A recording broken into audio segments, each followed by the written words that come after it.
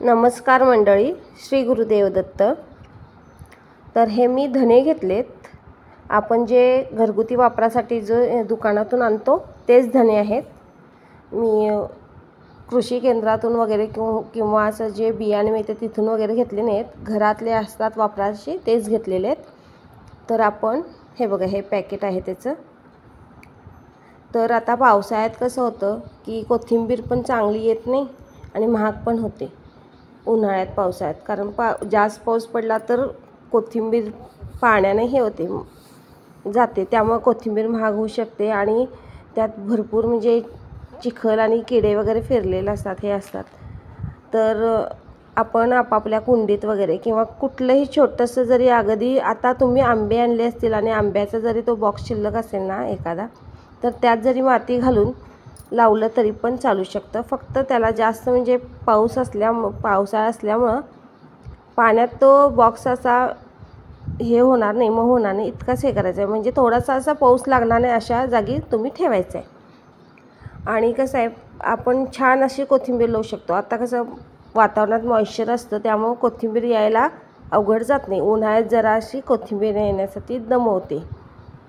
तर आता हे बघा, हे जे धने घेतलेत ना ते असे मी लाटणं घेतले, लाटण्यानं असं ते 2 तुकडे करून घ्यायचे आहेत। त्याचे धन्याचे 2 तुकडे करून घ्यायचे आहेत। 2 तुकडे असलेले आपल्याला धने लागतात।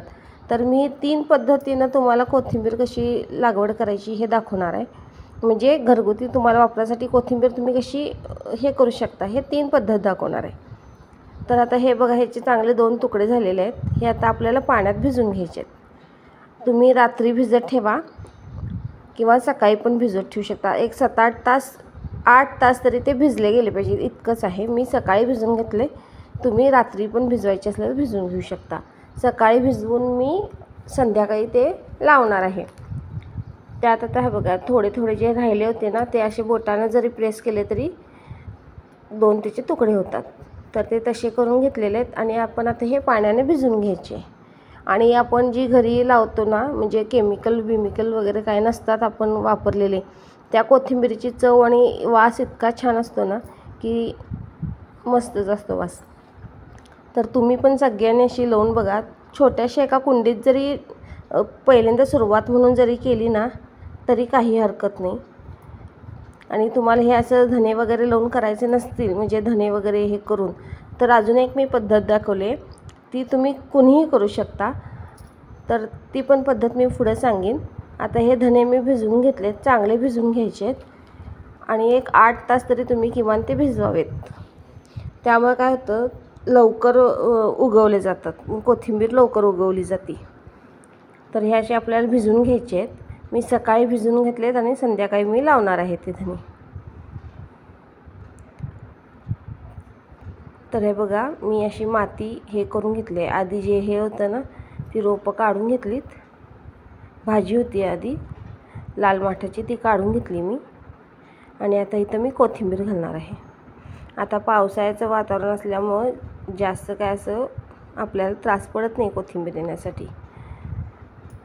तर आता कोथिंबीर लावण्याची पद्धत बघा, हे असे ते भिजवलेले धने घ्यायचे आहेत आणि आपल्या 2 चिमटीमध्ये जेवढे येतील ना तेवढे धने आपण एका ठिकाणी टाकायचे आहेत। असे पसरून वगैरे नाही टाकायचे आहेत, आपण बाकीचे बी टाकतो ना तसे नाही टाकायचे आहेत। हे असे जे एका चिमटीत म्हणजे आपले 2 बोटाच्या ह्याच्यात जेवढे येतात ना तेवढे एका ठिकाणी असे टाकायचे आहेत। असे म्हणजे सगळेच असे उगवतील असं नसतं, त्यामुळं आली तरी ती अशी एका ह्याच्यात गट्ट्या तशी येते कोथिंबीर। तर अशी मी हे थोडी एका पद्धतीने, ही झाली पहिली पद्धत जी आपण रेग्युलर सगळेच करतो, ती ही पद्धत आहे। तर आता दुसरी पण पद्धत मी सांगते तुम्हाला कशी ती। तर हे आता जे हे केलं ना, हे माक्याचं रोपं आलेली आहेत, त्याची मुळं इतकी घट्ट आहेत की ती निघत नाहीत। छोटंसंच आहे माक्याचं, पण त्याची मुळं भरपूर अशी म्हणजे रुतली गेली होती, शेवटपर्यंत काय मला ते पूर्ण मुळं निघालं नाही। तर मी तिथंच असे कोथिंबीर हे करून घेतलेले आहे आणि वरून आपल्याला माती टाकायची। आणि कोथिंबीरीला पाणी मात्र तुम्ही हे केल्यानंतर सकाळ संध्याकाळ द्यायचं आहे। पाऊस नसेल तर सकाळ संध्याकाळ तुम्ही पाणी घालायचं आहे। असं हाताने म्हणजे अलगद पाणी शिंपडल्यासारखं करायचं आहे जोपर्यंत कोथिंबीर येत नाही तोपर्यंत।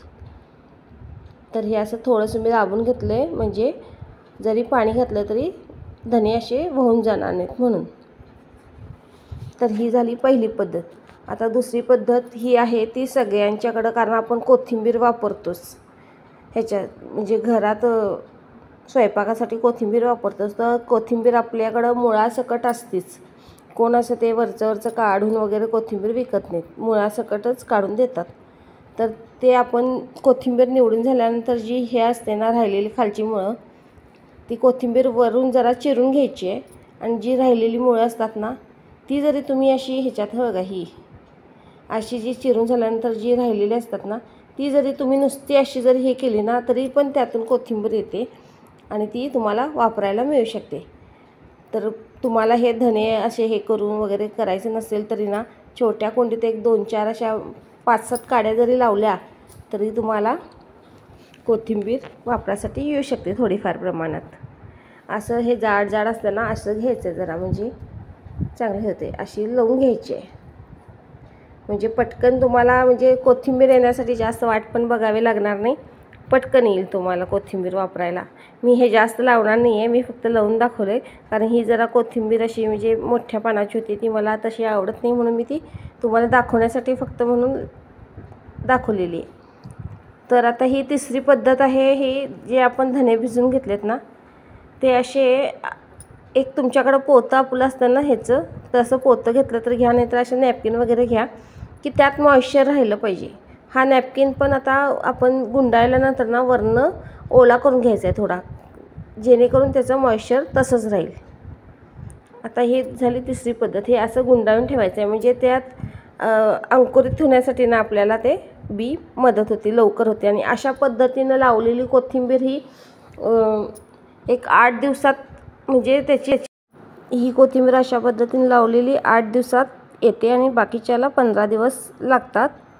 तर व्हिडिओ कसा वाटला सांगायला विसरू नका. चॅनल सबस्क्राईब करा. थँक्यू.